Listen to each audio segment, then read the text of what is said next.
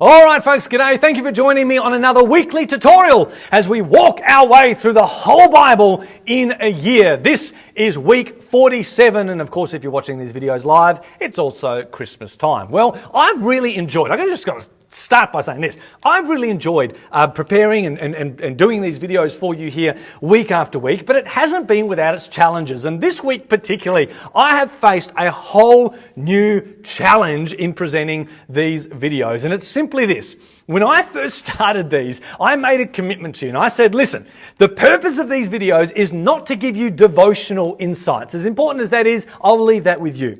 Nor is it to give you theological or doctrinal insights into the text you're reading. No. My purpose in these videos is to help you to stand back and see the big picture narrative. Where is what I'm about to read? Where does that fit in the big Bible picture? And that's proved to be really challenging for me this week because we're reading, of all the books, the book of Romans. And as a gospel teacher, Romans is one of my favorite theological books. It's Paul's great theological treatise on what the gospel actually is, what it's done for mankind, and how that affects the way we live. And as I've taken notes this week and prepared this lesson, I thought, no, Chad, you can't talk about all that good stuff. You've got to stay true to what you originally said. Help people to stand back and see the big picture. So I hope I stay faithful to that in this video. All right, here we go. I said a couple of weeks ago that we are spending 5 weeks on the Apostle Paul. Well, this is week number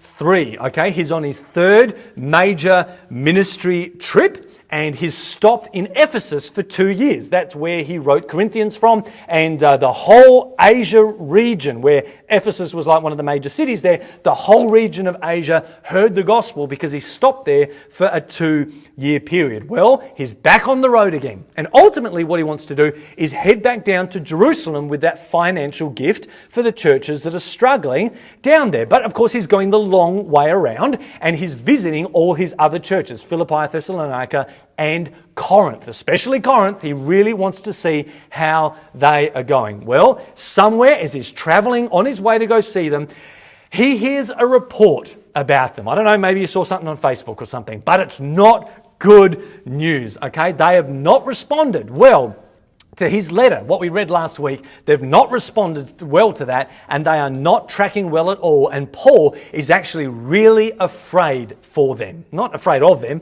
but afraid for them. He says, I fear that you might have been led astray from your pure devotion to Christ. Remember, I'm a father to you. I pledged you to a new husband, and yet I'm afraid that you've been deceived by the serpent's cunning. He really is worried about this church, and so he writes them a really harsh letter rebuking them for their behavior. Well, he doesn't take it to them. He gives it to Titus. Titus takes it down to them. He reads the letter out to them, and fortunately, they respond really well. Godly sorrow comes upon them. They repent. They say, Titus, we're sorry. Please go tell Paul. We do want him to come. We do consider him a father in the gospel. We want to receive him on his way through. Titus does that. He reports back to Paul, and Paul then writes them a 3rd letter to say, great, thank you. Okay, I'm on my way. Titus has come and told me that you've responded well. I will come and see you on my way to Jerusalem. So here's the point.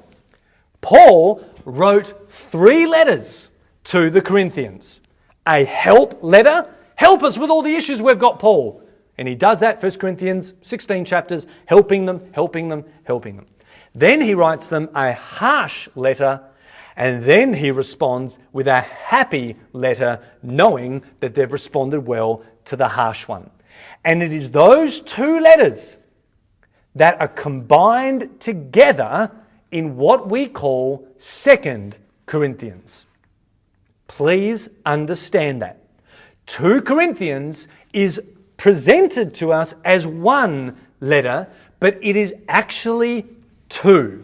All right? It is those 2 letters that Titus has carried back and forth. It is those 2 letters preserved together and presented as 1. And the way it's presented is simply this. The harsh letter, where he really rebukes them, is inserted at the end like an appendix. Okay? So when you read 2 Corinthians this week, in order to read it in a chronological fashion, you need to start at chapter 10. Read chapter 10 through to 13, and I'll put this down in the notes down here on YouTube. Read chapter 10 to 13. That is the harsh letter, and then start at chapter 1 when he responds with the happy letter, letter number 3. All right? That might sound controversial to some of you. You may never have heard that before, but I and many other people believe that is what this letter is, how it's presented, and is how, therefore, it should be read if we are going to stay true to chronology. All right? So trust me, look down at the notes and read it like that. Okay? Have I blown your mind? Are you still with me? Are you okay? All right? Here we go. What about the other letter? Well, we're also, as I said, reading Romans this week. And Romans, as I said, is an incredible theological treatise on the gospel. It really is a well-structured and very thoughtful letter. And unlike some of the other letters we've read so far of Paul, it's not a letter driven by the heart, but really from the head. It's really an intelligent letter. He's not so much driven by emotion as he is information. And one of the reasons for that is Paul doesn't have a fatherly relationship with the Roman church. In fact, he's never been there. He knows a few people there by name. Some of his friends are part of that church, live in that city, but he's never been to the church yet. And even though he has a heart for them, he is not an apostolic father to them. And so the emotion that we saw in Galatians and the emotion that we see in Corinthians, especially this week, none of that emotion is there in Romans. It really is an intelligent, well thought through letter, and I think you're going to notice that as you go. So if Paul hasn't been there, the Roman church hasn't featured yet in the gospel, in the story of Acts, then how did it come about? Well, here's some background. Basically, in Acts chapter 2, people from Rome were there on the day of Pentecost, and they got saved. They came to know Christ. They were part of the crowd that received Christ that day. Well, after Pentecost, of course, they go back to Rome, and it is those people that, of course, established the church there. So the church now is 25 years old by the time Paul writes to them. In Acts 18, we met a couple called Priscilla and Aquila. Do you remember them? They meet up with Paul, and they are from Rome. They're basically refugees. And the reason for that is the emperor in Rome, Emperor Claudius, has kicked out all of the Jews. He did this in AD 49. Kicked out the Jews. He said, you guys are not allowed to live in Rome. And apparently, history tells us one of the reasons he did this was because the Jews were fighting amongst each other in Rome about somebody called Christus. Okay?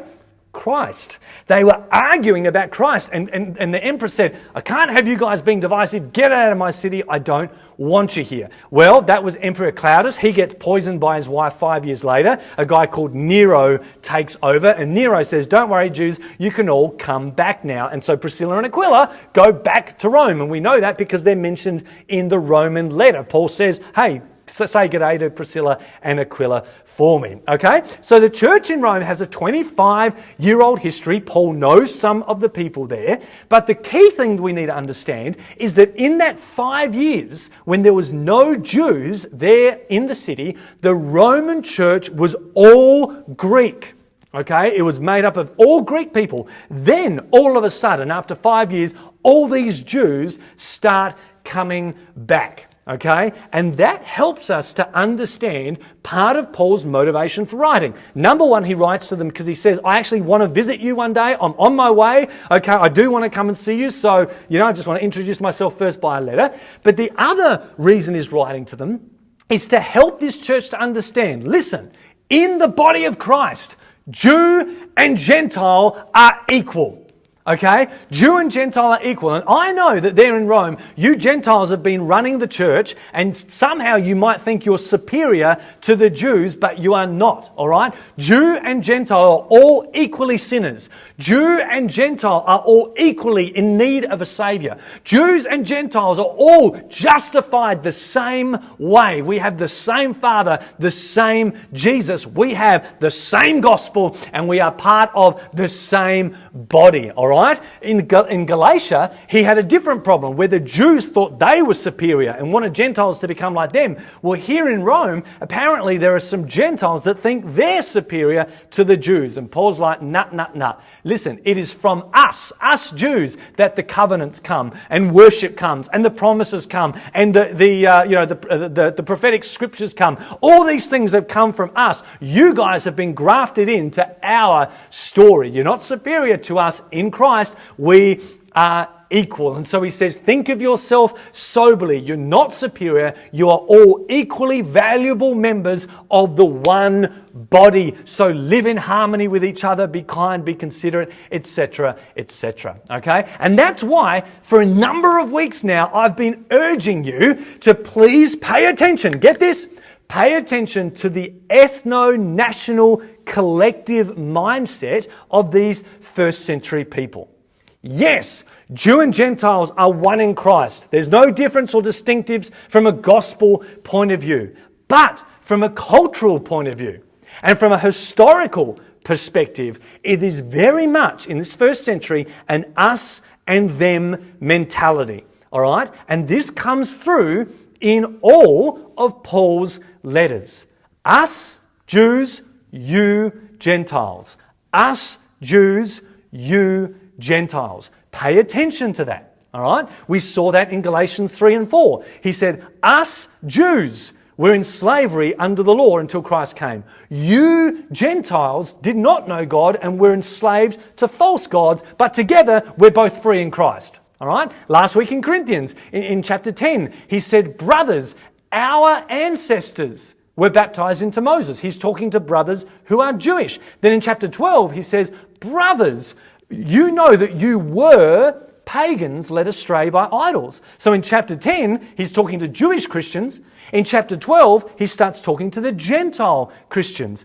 Us, you, us, you. It is right there in his letters. And that's exactly what you see in Romans this week. In chapter 7, for example, he says, now you know, brothers who know the law, that we have died to the law through the body of Christ. He's writing to Jews when he says that. And then in chapters 9 to 11, he says, I write all this stuff to you Gentiles. I want to write to you Gentiles to provoke my people to jealousy. Okay, so while theologically, from a gospel perspective, there's no difference in Christ between Jew and Gentile, there still is culturally, and there still is a difference in the way that they think. The Jews, we Jews, Paul said, had the covenants, had the history, had the ancestry. You Gentiles come in, you were pagans, you were idol worshippers. And so don't overthink that as you read, but please be aware of it. Yes, he is addressing Christians. But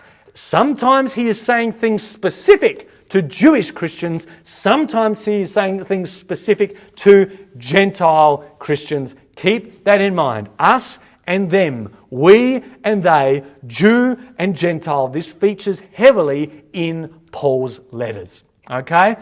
That's probably enough for today. Guys, read 2 Corinthians in those two parts, okay? Because it's actually two letters, remember. Read it, as I say, in the notes below. Do Romans probably in two halves. It's a long letter. I don't think you can do it in one sitting. But if you read it in two halves, that'll be good. It will help keep the flow for you. Next week, we're going to finish off the book of Acts where Paul actually makes it to Rome, okay, as a prisoner. But he makes it there anyway. And we're going to read some of his smaller epistles, but I hope what I shared today will be helpful for you even with those. All right, bless you heaps, guys, and I'll catch you on the other side as we get closer to Christmas and closer to the end of our lessons. Bless you guys, bye.